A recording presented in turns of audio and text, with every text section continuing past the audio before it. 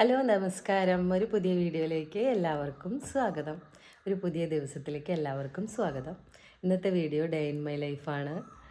ഇപ്പോൾ സമയം 10:45. അപ്പോൾ ഇവിടെ നിന്ന് തുടങ്ങിയിട്ടുള്ളൊരു ഡേ ആണ്. ഇന്ന് ഇവിടെ അടുത്തുള്ള അമ്പലത്തിൽ പ്രതിഷ്ഠാ ദിനമാണ്. അപ്പോൾ ഉച്ചയ്ക്ക് അങ്ങോട്ട് പോവും. രാവിലെ പോയിട്ടില്ല കേട്ടോ. ഉച്ചയ്ക്ക് പോകുമ്പോൾ ഒരുമിച്ച് പോകാമെന്ന് വിചാരിച്ചു. നല്ല ചൂടൊക്കെ അല്ലേ. അപ്പോൾ ഒരു തവണ പോവാമെന്ന് വിചാരിച്ചു. അപ്പോൾ ഉച്ചയ്ക്ക് പോയിട്ട് തൊഴുക.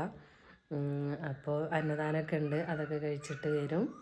അപ്പോൾ ഇന്ന് വീട്ടിൽ കുക്കിങ്ങും കാര്യങ്ങളൊന്നുമില്ല, വേറെ ക്ലീനിങ്ങും അങ്ങനത്തെ പരിപാടികളൊക്കെയാണ്. അപ്പോൾ പുതിയ വീഡിയോയിലേക്ക് എല്ലാവർക്കും ഒരിക്കൽ കൂടി സ്വാഗതം. പിന്നെ എന്താണ് എല്ലാവരുടെയും വിശേഷങ്ങൾ? എല്ലാവരും സുഖമായിരിക്കുന്നു എന്ന് വിചാരിക്കുന്നു. ഞങ്ങളും ഇവിടെ സുഖമായിട്ടിരിക്കുന്നു. കേൾക്കുന്ന വാർത്തകളൊന്നും അത്ര സുഖകരമല്ല, എന്നാലും തിരക്കിടില്ലാതെ പോകുന്നു. നമ്മളിപ്പോൾ കേട്ടുകൊണ്ടിരിക്കുന്നത് മുഴുവനായിട്ടും ശരിക്കും പറഞ്ഞാൽ ന്യൂസ് ചാനലൊക്കെ വെച്ച് കഴിഞ്ഞാൽ അക്രമവും അല്ലെങ്കിൽ എന്താ പറയുക, നമ്മൾക്ക് കേൾക്കാൻ ഇഷ്ടമില്ലാത്ത, നമ്മൾക്ക് കേട്ടാൽ സഹിക്കാൻ പറ്റാത്ത കാര്യങ്ങളാണല്ലോ കേട്ടുകൊണ്ടിരിക്കുന്നത്.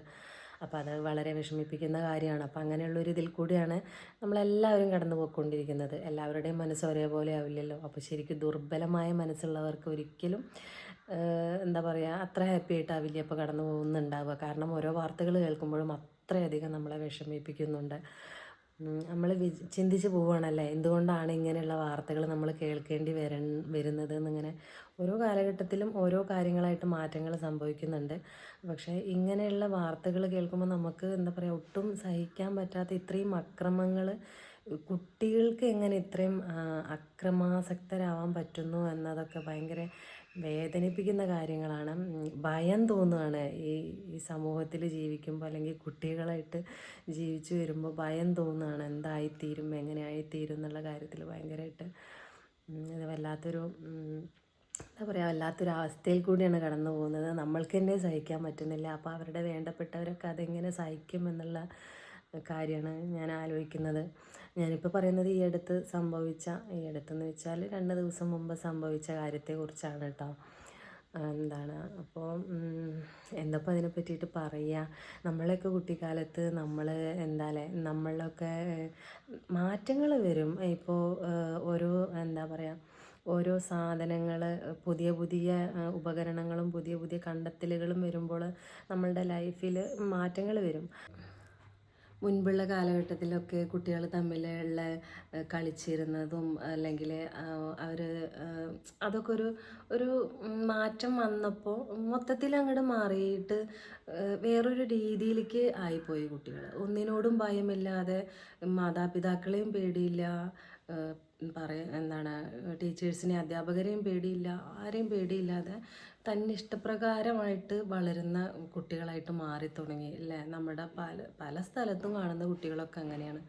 അപ്പോൾ നമുക്ക് തോന്നിപ്പോവും, എന്തുകൊണ്ടാണ് ഇവരിങ്ങനെയെന്ന് തോന്നിപ്പോവാണ്. എന്തിനീ അക്രമാസക്തരാവുന്നു, അല്ലെങ്കിൽ ഒന്നിനും പേടില്ല. ഓരോരുത്തരും ഓരോരുത്തരുടെ അവകാശങ്ങൾക്ക് വേണ്ടിയിട്ടുള്ള പോരാട്ടങ്ങളാണ്. എന്നാൽ അവകാശങ്ങളും ഒക്കെ അർഹതപ്പെട്ട ആൾക്കാർക്കാണെങ്കിൽ അതൊന്നും കിട്ടുന്നുമില്ല. ഇത് അനാവശ്യമായിട്ട് ഞങ്ങളുടെ ഇത്ര പ്രായമായി, ഞങ്ങൾക്ക് അതിനുള്ള എന്താ പറയുക, അതിനുള്ള അവകാശമുണ്ട്, ഞങ്ങൾക്ക് അങ്ങനെ ചെയ്യാനുള്ളതുണ്ട്, ഞങ്ങൾക്ക് അങ്ങനെ പറയാനുള്ളതുണ്ട്, അങ്ങനെയുള്ള കാര്യങ്ങൾക്ക് വേണ്ടിയിട്ട്, അനാവശ്യമായ കാര്യങ്ങൾക്ക് വേണ്ടിയിട്ടാണ് കുട്ടികളായാലും പലരായാലും അതിന് വേണ്ടിയിട്ടാണ് ഇറങ്ങുന്നത്. പക്ഷേ അവകാശപ്പെട്ട കാര്യങ്ങൾ പലർക്കും കിട്ടുന്നില്ല എന്നുള്ളതാണ് സത്യം. ഇപ്പോൾ ഞാൻ തന്നെ ഇപ്പോൾ തറവാട്ടിലൊക്കെ പോവുകയാണെങ്കിൽ, ഞങ്ങളെ വീട്ടിലത്തെ കുട്ടികളെല്ലാവരും ഒരുമിച്ച് കൂടുകയാണെങ്കിലും മൊബൈൽ പിടിച്ചിരിക്കുകയാണെങ്കിൽ തന്നെ ഞാൻ അവരെ വഴക്ക് പറയും കേട്ടോ. ഞാൻ പറയും, നിങ്ങൾ ഒരുമിച്ച് കണ്ടതല്ലേ, നിങ്ങൾക്ക് ഇരുന്ന് സംസാരിച്ചൂടെ, അല്ലെങ്കിൽ വേറെ എന്തെങ്കിലും കളിച്ചൂടെ, ആ സമയത്തെങ്കിലും നിങ്ങൾക്ക് മൊബൈലൊന്നും എടുത്ത് വെച്ചൂടെ എന്ന് പറഞ്ഞിട്ട് ഞാൻ എല്ലാവരോടും പറയുന്നിട്ട് അവർ പറയുകയും ചെയ്യും, ആ മേമ വരുന്നുണ്ട് അങ്ങനെ പറയുകയും ചെയ്യും. എനിക്ക് തീരെ ഇഷ്ടമല്ല കുട്ടികൾ ഫോൺ പിടിച്ചിരിക്കുമ്പോൾ, എനിക്ക് തീരെ ഇഷ്ടമല്ല. എല്ലാവരും കൂടും കേട്ടോ. ഒറ്റയ്ക്ക് ഇരിക്കുമ്പോൾ പിന്നെ ബോറടിക്കുമ്പോൾ നമ്മൾ ഓട്ടോമാറ്റിക്കലി എടുത്തു പോകും. ഇപ്പോൾ ഈ ഞാൻ പറയുന്നത് പോലെ ഈ മൊബൈൽ കൂടിയാണ്. മൊബൈൽ നമ്മൾ അത്രയധികം സ്വാധീനിച്ചിട്ടുണ്ട്, അതെല്ലാം സത്യമാണ്. പക്ഷെ നമ്മൾ എല്ലാവരും കൂടി കൂടുന്ന സമയത്ത്, ഞാനാണെങ്കിലും എനിക്കും ഇഷ്ടമല്ല എല്ലാവരും കൂടി ഇരിക്കുന്ന സമയത്ത് ഈ മൊബൈൽ പിടിച്ചിരിക്കുക എന്ന് പറഞ്ഞാൽ എനിക്കിഷ്ടമില്ലാത്ത കാര്യമാണ്. കാരണം നമ്മളങ്ങനെ ഒരുമിച്ചിരിക്കുന്ന സമയത്ത് നമ്മൾക്ക് കുറേ സംസാരിക്കാനുണ്ട്, കുറേ കാര്യങ്ങൾ പറയാനും ചെയ്യാനും. അപ്പോഴല്ലേ നമ്മൾക്ക് അതിനുള്ളൊരു അവസരം കിട്ടുള്ളൂ. ആ സമയത്ത് നമ്മൾ മൊബൈൽ പിടിച്ചിരിക്കുക എന്ന് പറയുമ്പോൾ എനിക്ക് ഇഷ്ടമില്ലാത്ത കാര്യമാണ്. കുട്ടികളേനെ ഞാൻ അത് അനുവദിക്കാറില്ല. അപ്പോൾ മൊബൈൽ ഒരു തരത്തിൽ പറഞ്ഞിട്ടുണ്ടെങ്കിൽ എല്ലാ സാധനങ്ങളും മൊബൈലെന്നല്ല, ഏതൊരു ഉപകരണമാണെങ്കിലും നല്ലതിനാണെങ്കിലും ചീത്തതിനാണെങ്കിലും അത് മതി. പക്ഷേ ചിന്തിക്കേണ്ടത് ഓരോരുത്തരാണ്. അപ്പോൾ കുട്ടികളാണെങ്കിലും ഈ പണ്ടത്തെ കുട്ടികളും ഇപ്പോഴത്തെ കുട്ടികളും എന്ന് പറയുമ്പോൾ, ഇപ്പോഴത്തെ കുട്ടികൾക്ക് കുറച്ചും കൂടി പണ്ടത്തെക്കാളും ഇപ്പോൾ ഈ സംഭവങ്ങളൊക്കെ ഉള്ളത് കൊണ്ട് തന്നെ അവർക്ക് കുറച്ചും കൂടി അറിവൊക്കെ കൂടുതലാണ്. നമ്മളെക്കാളും അറിവുള്ളവരാണ് കുട്ടികൾ. അതുകൊണ്ട് തന്നെ അവർക്ക് ചിന്തിക്കാനുള്ള അറിവും അവർ തന്നെ ഉപയോഗിക്കണ്ടേ, ചിന്തിക്കുകയും കൂടി ചെയ്യണ്ടേ. അവർ നല്ലതിന് വേണ്ടിയിട്ട് ഉപയോഗിക്കണമെന്ന് കൂടി അവർ ചിന്തിക്കണ്ടേ. മൊബൈലിൻ്റെ കാര്യം മാത്രമല്ല കേട്ടോ ഞാൻ പറയുന്നത്, എന്ത് കാര്യമാണെങ്കിലും നമ്മൾക്ക് ചുറ്റുമുള്ളവർക്കും ദോഷം വരാത്ത കാര്യങ്ങൾ ചെയ്യുക എന്നുകൂടി അവർ ചിന്തിക്കുന്നത് നന്നായിരിക്കും എന്നാണ് എനിക്ക് തോന്നുന്നത്. നമ്മളെയൊക്കെ കുട്ടിക്കാലത്ത് എന്ന് പറയുമ്പോൾ നമ്മൾക്ക് അധ്യാപകരെയൊക്കെ ഭയങ്കര പേടിയുണ്ടായിരുന്ന ഒരു കാലഘട്ടമല്ലേ. അവർ വരുമ്പോഴത്തേക്ക് അവരൊരു ചൂരലും പിടിച്ചാണ് നടക്കുക. അത് കാണുമ്പോഴത്തേക്ക് തന്നെ നമ്മൾ അതായത് ഇപ്പോൾ ക്ലാസ്സിന് പുറത്തിറങ്ങുകയാണെങ്കിലും അല്ലെങ്കിൽ നമ്മൾ പഠിച്ചില്ലെങ്കിലും ഒക്കെ നമുക്കൊരു പേടിയാണ് ഉണ്ടാവുക. പേടിച്ചാലും പഠിക്കാനുള്ള കുട്ടികൾ പഠിക്കും, പഠിക്കാത്ത കുട്ടികൾ പഠിക്കാണ്ടിരിക്കും. അതല്ല, എന്നാലും നമ്മൾ പഠിക്കുന്ന കാലഘട്ടത്തിലെന്ന് പറഞ്ഞാൽ പഠനം മാത്രമായിട്ടല്ല, അല്ലാതെ വിദ്യാഭ്യാസം, അതായത് പാഠപുസ്തകത്തിലുള്ളത് മാത്രമല്ല നമ്മളൊന്ന് സ്കൂളിൽ നിന്ന് പഠിച്ചിരുന്നത്, അച്ചടക്കം കൂടി പഠിച്ചിരുന്നു അല്ലേ. നമ്മൾ മാതാപിതാ ഗുരു ദൈവം എന്ന് പറയുന്ന പോലെ തന്നെ നമ്മളെല്ലാവരെയും അനുസരിക്കാനും മുതിർന്നവരെ ബഹുമാനിക്കാനും അങ്ങനെയുള്ള കുറേ കാര്യങ്ങൾ കൂടി നമ്മളെയൊക്കെ അന്നത്തെ കാലഘട്ടത്തിൽ അച്ചടക്കം കൂടി അധ്യാപകർ നമ്മൾക്ക് പഠിപ്പിച്ചു തന്നിരുന്നു. പക്ഷേ ഇന്നത്തെ കാലഘട്ടത്തിൽ പല മാതാപിതാക്കളും അധ്യാപകരോട് പറയുന്നതാണ്, മാഷ് പഠിപ്പിച്ചാൽ മതി എന്ന ഒരു രീതിയിലുള്ള മാതാപിതാക്കളും വന്നു തുടങ്ങിയതോടുകൂടിയാണ് അധ്യാപകരും ഒന്ന് പിന്നോട്ട് വലിഞ്ഞത്. അവർക്ക് അച്ചടക്കം പഠിപ്പിച്ചാൽ മതി എന്നാണല്ലോ പറഞ്ഞത്. അധ്യാപകൻ്റെ ജോലി അങ്ങനെയല്ല. അധ്യാപകൻ്റെ ജോലി എന്ന് പറയുന്നത് നല്ല ഒരു തലമുറയെ വളർത്തിയെടുക്കുക എന്നുള്ളത് കൂടിയാണ്. ആ അധ്യാപകൻ്റെ അടുത്തുനിന്ന് അല്ലെങ്കിൽ അധ്യാപികയുടെ അടുത്തുനിന്ന് ഒരു അടി കിട്ടിയതുകൊണ്ട് ഞാൻ നന്നായി അല്ലെങ്കിൽ എൻ്റെ മകൻ നന്നായി എന്ന് പറഞ്ഞിരുന്ന സമയം ഉണ്ടായിരുന്നു. അത് ഒരു അടി കിട്ടിയതാണ്, പിന്നെ അവൻ ആ കുരുത്തക്കേട് ചെയ്തിട്ടില്ല അല്ലെങ്കിൽ അവൾ ആ കുരുത്തക്കേട് ചെയ്തിട്ടില്ല അങ്ങനെയൊക്കെ പറയുന്ന ആൾക്കാരും ഉണ്ടായിരുന്നതാണ്. പക്ഷേ ഇന്നത്തെ കാലഘട്ടത്തിൽ പല അധ്യാപകരും ഉണ്ട്, ഇല്ലെന്നല്ല, എന്നാലും കുറേ പേര് പിന്നോട്ട് വലിഞ്ഞ് നിൽക്കുകയാണ്. കാരണം ശരിക്കും പറഞ്ഞാൽ പേരൻസിനെ പേടിച്ചിട്ട് പിന്നോട്ട് വലിഞ്ഞ് നിൽക്കുന്ന ഒരു പ്രവണതയാണ് കണ്ടുകൊണ്ടിരിക്കുന്നത്. അതുകൊണ്ട് എന്തെങ്കിലും കാണുമ്പോൾ അവർക്ക് തന്നെ പ്രതികരിക്കാൻ പറ്റുന്നില്ല. അവർക്കും ഭയമാണ്. കാരണം അവരെ തന്നെ അതിൻ്റെ എന്താ പറയുക, അവരെ തന്നെ ചിലപ്പോൾ കുടുങ്ങാനുള്ള ചാൻസ് ഉണ്ട്. അത് കാരണം അവർക്ക് തന്നെ ഭയമാണ്. എന്തെങ്കിലും കുട്ടികളിൽ വേണ്ടാത്ത രീതിയിലുള്ള എന്തെങ്കിലും കാണുമ്പോൾ പ്രതികരിക്കാൻ അല്ലെങ്കിൽ അവരോട് അത് ചോദിക്കാനോ പറയാനോ അവരെ അച്ചടക്കം പഠിപ്പിക്കാനോ അധ്യാപകർക്ക് തന്നെ പേടിയായി തുടങ്ങി. അങ്ങനെ ഒരു കാലഘട്ടം കൂടി വന്നതുകൊണ്ടാണ് കുട്ടികൾ ഇത്രയും വഷളായി മാറിയത്. അതായത് ആരെയും നമുക്ക് പേടിക്കേണ്ട ആവശ്യമില്ല, നമ്മളെന്തിനു മറ്റുള്ളവരെ പേടിക്കണം എന്ന ചിന്താഗതി കുട്ടികൾക്ക് വന്നത് അതുകൊണ്ടാണെന്ന് എനിക്ക് ചില സമയത്തൊക്കെ തോന്നാറുണ്ട് കേട്ടോ. അത്യാവശ്യത്തിന് ഞാൻ എൻ്റെ മോളുടെ ക്ലാസ് ടീച്ചറോട് ഞാൻ പറയാറുണ്ട്, ടീച്ചർ ഒന്ന് സ്ട്രോങ് ആവണം. ഒരു പാവം പിടിച്ച ടീച്ചറാണ്. അപ്പോൾ ഞാൻ പറയാറുണ്ട്, ടീച്ചർ ഒന്ന് സ്ട്രോങ് ആവണം. കാരണം ഫ്രണ്ട്ലി ആയിട്ട് നമ്മളോട് എല്ലാ കാര്യങ്ങളും അതേപോലെ തന്നെ സ്ട്രോങ്ങും ആവണം. അല്ലാതെ നമ്മൾ താഴ്ന്ന് തന്നെ നിന്ന് കൊടുത്താൽ കുട്ടികൾക്ക് പിന്നെ ഒരു ഭയം ഉണ്ടാവില്ല. അതാ ടീച്ചറല്ല, അതൊന്നും ചെയ്യില്ല, അങ്ങനത്തെ ഒരു ഇതിൽ എന്ത് വേണമെങ്കിലും അങ്ങനെ ആവാൻ പാടില്ലല്ലോ. അപ്പോൾ കുറച്ചൊന്ന് സ്ട്രോങ് കൂടി ആയിട്ട് നിന്നാൽ മാത്രമേ കുട്ടികൾ നന്നാവുള്ളൂ എന്ന് എനിക്ക് തോന്നുന്നുണ്ട്. പക്ഷേ അത് സ്ട്രോങ് ആവാൻ അവർക്ക് തന്നെ ഭയമാണ്. സ്ട്രോങ് ആയി കഴിഞ്ഞാൽ എവിടെ നിന്നൊക്കെയാണ് പണി കിട്ടുകയെന്ന് അറിയില്ല. അതുകൊണ്ട് അവർക്ക് സ്ട്രോങ് ആവാനും അധ്യാപകർക്ക് പേടി ആയതുകൊണ്ടുകൂടിയാണ് നമ്മളുടെ മക്കളെല്ലാം ഇങ്ങനെ ഇത്രയധികം വഴിതെറ്റിപ്പോയത് എന്ന് നമ്മൾ ചിന്തിക്കണം. വളരെ ചെറിയ കുട്ടികളെയൊന്നും അധ്യാപകർ അടിക്കുകയോ അങ്ങനെയുള്ള കാര്യങ്ങളൊന്നും ഇല്ലല്ലോ. കുറച്ച് ഒരു 4-ാം ക്ലാസ് 5-ാം ക്ലാസ് ആ ഒരു ഏജ് മുതലൊക്കെ ഉള്ള കുട്ടികളെയാണ് എന്തെങ്കിലും കുരുത്തക്കേട് കാണുമ്പോൾ ഒന്ന് വടിയെടുത്ത് അടിക്കുകയൊക്കെ ചെയ്യുക. അല്ലാതെ വളരെ കുഞ്ഞു മക്കളെയൊന്നും അധ്യാപകർ അടിക്കുകയോ കാര്യങ്ങളോ ഇല്ല. അപ്പോൾ അത്യാവശ്യം എന്തെങ്കിലും മനസ്സിലാക്കി തുടങ്ങേണ്ട പ്രായമായ കുട്ടികളെ അധ്യാപകർ ശിക്ഷിക്കുമ്പോൾ അത് തടയാൻ പേരൻസ് ശ്രമിക്കരുതെന്നാണ് എൻ്റെ ഒരു അഭിപ്രായം.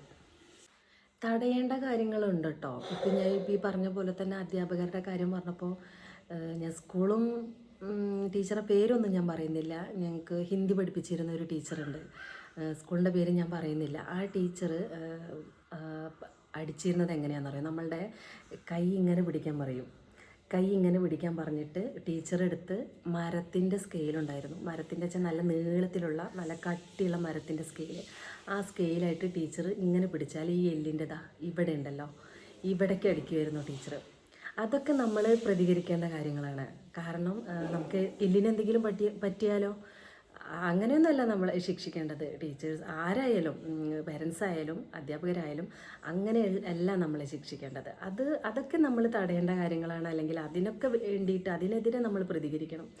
ഒന്ന് ആലോചിച്ച് നോക്കൂ, ഇങ്ങനെ മുറുക്കി പിടിക്കാൻ പറയും, എന്നിട്ട് ഈ എല്ലിൻ്റെ മേലേക്ക് ഒരു പക്ഷേ ഞാനിപ്പോൾ ഈ പറയുന്നത് എനിക്ക് പരിചയമുള്ള ആരെങ്കിലും കാണുന്നുണ്ടെങ്കിൽ അവർക്ക് ആ അടി കിട്ടിയിട്ടുണ്ടെങ്കിൽ അവർക്കത് മനസ്സിലാവുന്നുണ്ടാവും.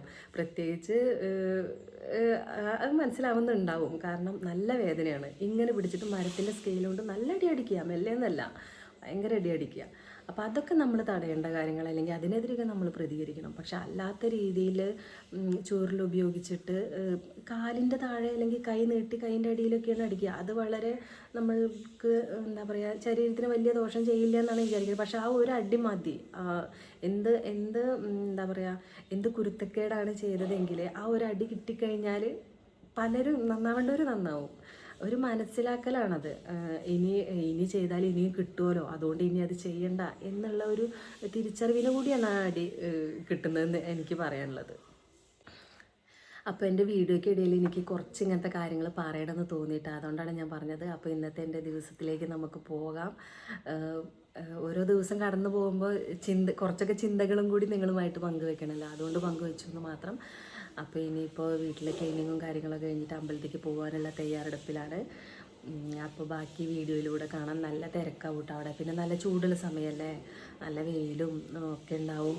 കുറേ ക്യൂ ഒക്കെ നിന്നിട്ടാണ് നമ്മൾ ഭക്ഷണമൊക്കെ കഴിക്കുക. അപ്പോൾ ഒരു പ്രത്യേക സ്വാദാണ്. പ്രത്യേകിച്ച് അമ്പലങ്ങളിൽ, ഞങ്ങളിവിടെ ഇപ്പോൾ തേവർ ക്ഷേത്രത്തിലാണ് ഇന്ന് പ്രതിഷ്ഠാദിനുള്ളത്. പിന്നെ ഞങ്ങൾക്ക് തൊട്ടപ്പുറത്ത് വരുന്നത്, ഞങ്ങൾക്ക് വീടിന് ഇപ്പുറത്തായിട്ട് വരുന്നത് കണ്ടറുമ്പങ്കാവ് അമ്പലമാണ്. ഈ രണ്ട് അമ്പലം, അതായത് എൻ്റെ ഹസ്ബൻഡിൻ്റെ വീടും എൻ്റെ വീടും തമ്മിൽ അധികം ഡിസ്റ്റൻസ് ഇല്ലാത്തതുകൊണ്ട് ചെറുപ്പം മുതലേ ഈ രണ്ട് അമ്പലങ്ങളും എപ്പോഴും പോയിട്ടും വന്നിട്ടൊക്കെ നമുക്ക് പരിചയമുള്ള അമ്പലങ്ങളാണ്. അതുകൊണ്ട് ചെറുപ്പം മുതലേ പോയിക്കൊണ്ടിരിക്കുന്ന അമ്പലങ്ങളാണ് ഇതൊക്കെ. അപ്പോൾ ഇവിടെ രണ്ട് സ്ഥലത്തും എന്ത് കാര്യങ്ങൾ വന്നിട്ടുണ്ടെങ്കിലും മാക്സിമം ഞാൻ ഒഴിവാക്കാറില്ല, മാക്സിമം പോകാറാണുള്ളത്. അപ്പോൾ അതൊരു വലിയ സന്തോഷമാണ്. അമ്പലത്തിൽ നിന്ന് ഭക്ഷണം കഴിക്കുന്നതൊക്കെ വലിയ സന്തോഷമുള്ള കാര്യമാണ് എന്നെ സംബന്ധിച്ച്. അപ്പോൾ അത് മാക്സിമം ഞാൻ ഒഴിവാക്കാറില്ല. അപ്പോൾ ഇനി അങ്ങനെയുള്ള അതൊക്കെ.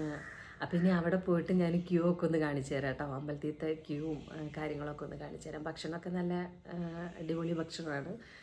അപ്പോൾ അതൊക്കെ കാണിച്ചു തരാം. അങ്ങനെ അമ്പലത്തിൽ പോകാൻ റെഡി ആയിട്ടാ. അപ്പോൾ ഇനി അവിടുത്തെ ക്യൂ ഒക്കെ ഒന്ന് കാണിച്ചു തരാം. ഞങ്ങൾ നടന്നിട്ടാണ് പോണത്. നല്ല വെയിൽ, നല്ല ചൂട്, അധികം ഒന്നും നടക്കാനില്ല, കുറച്ച് ദൂരം നടക്കാനുള്ളൂ കേട്ടോ. അയ്യോ ഭയങ്കര വെയിൽ. വെയിലത്ത് ഞങ്ങൾ ആദ്യമായിട്ടൊന്നല്ല കേട്ടോ പുറത്തിറങ്ങണേ, ഞങ്ങൾ ഇറങ്ങാറൊക്കെ ഉണ്ട്. ഞങ്ങൾ നന്നായിട്ട് വെയിൽ കൊള്ളുന്ന ആൾക്കാരാണ്. അപ്പം നമുക്ക് പോവാം. ബാക്കിൽ കൂടെ പോകണം കേട്ടോ. അപ്പുറത്തെ വീട്ടുകാർ കാത്തിട്ടുണ്ട്.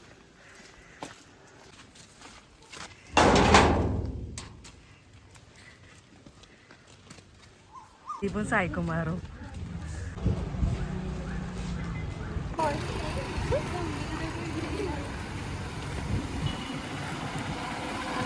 ഭാഗ്യവശാൽ ഒട്ടും ക്യൂ ഇല്ലാതെ അവിടെ കിടക്കാൻ പറ്റാറില്ല കേട്ടോ. നല്ലോണം ക്യൂ ഉണ്ടാവാറുണ്ട്. പക്ഷെ ഇപ്പോൾ ചൂട് കൂടുതലുള്ളതുകൊണ്ട് ആരെയും വെയിറ്റ് ചെയ്യിപ്പിക്കാതെ പെട്ടെന്ന് തന്നെ കൊടുത്തു തുടങ്ങിയതുകൊണ്ടാണ് ഈ ക്യൂ ഇല്ലാത്തത്. അതിന് നന്നായിട്ട് ക്യൂ ഉണ്ടാവാറുണ്ട്.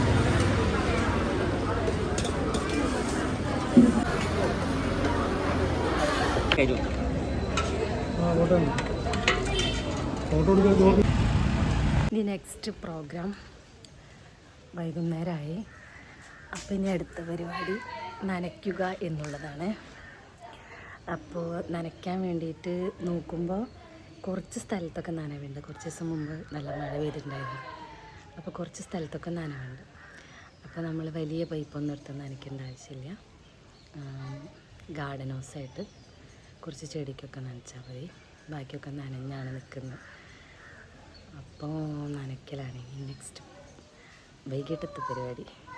അപ്പം നല്ലോണം വെയിലാറിയാലേ കേട്ടോ പുറത്തേക്ക് ഇറങ്ങാൻ പറ്റുള്ളൂ. കാരണം നല്ല ചൂടാണ്. പടിഞ്ഞാറ് ഭാഗത്തേക്കാണ് ഞങ്ങളെ ഉമ്മറ നിൽക്കുന്നത്. അപ്പോൾ നമുക്ക് ഇങ്ങോട്ടേക്കൊക്കെ വരുമ്പോൾ തന്നെ ഭയങ്കര ചൂടാണ്. ഈ ചെടികളുടെ അടുത്തേക്ക് വരുമ്പോൾ നല്ല ചൂടാണ്. അപ്പോൾ കുറച്ച് ലേറ്റായി, ഒരു 4:30-ക്ക് ശേഷം 5 മണി ആവാനായി. ഈ സമയത്ത് നമുക്ക് ഇറങ്ങാൻ പറ്റുള്ളൂ.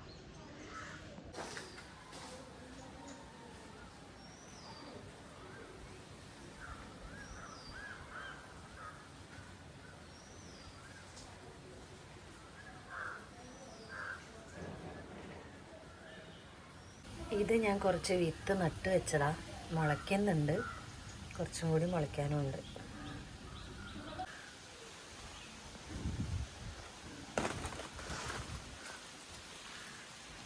പേരയ്ക്ക നിറയെ ഉണ്ട്, പക്ഷെ കഴിക്കാൻ കിട്ടാൻ സാധ്യത കുറവാണ്.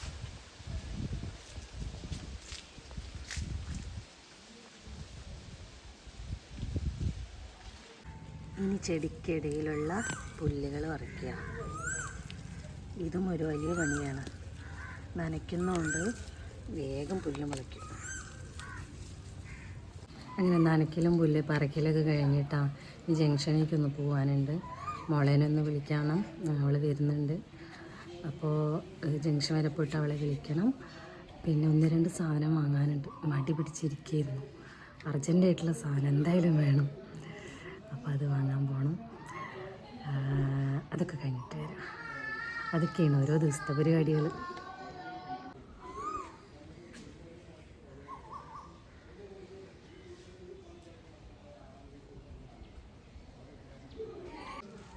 മോളെ വിളിച്ചിട്ട് വരാം. അങ്ങനെ മോളെയൊക്കെ വിളിച്ചിട്ട് വന്നിട്ടാ. ഇനിയിപ്പോൾ തുണികളൊക്കെ ഒന്ന് പുറത്ത് കൊണ്ടിടാണ്ട്, പിന്നെന്താ മേല് കഴുകണം. അതൊക്കെയാണ് ഇനിയത്തെ പരിപാടി. അപ്പോൾ ഇനി കുറച്ച് എഡിറ്റിംഗ് ഒക്കെ ഉണ്ട്. അപ്പോൾ പുതിയൊരു വീഡിയോ ആയിട്ട് വീണ്ടും വരാം. Okay, by.